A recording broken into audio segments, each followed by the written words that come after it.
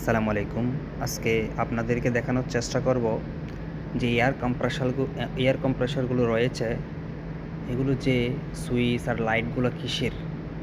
যে লাল যেটা দেখা যাচ্ছে এটা হচ্ছে ইমার্জেন্সি সুইচ। এটা হচ্ছে একটা অ্যাটলাস কাপকো এয়ার কম্প্রেসর। এর ড্যাশবোর্ডের বাইরে যে সুইচগুলো রয়েছে আর যে লাইটগুলো জ্বলতেছে, এর ৩টা লাইট।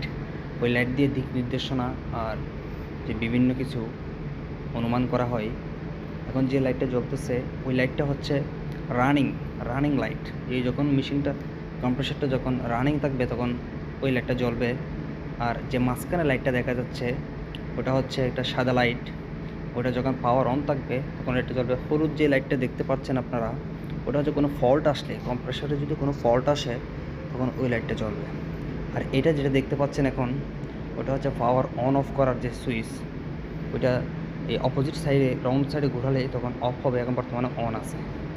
হয়তো অনেকে অনেক কিছু জানেন না, তাই আপনাদেরকে দেখানোর চেষ্টা করি মাঝে মধ্যে। সবাই পাশে থাকবেন, এটুকুই বলব। আসসালামু আলাইকুম।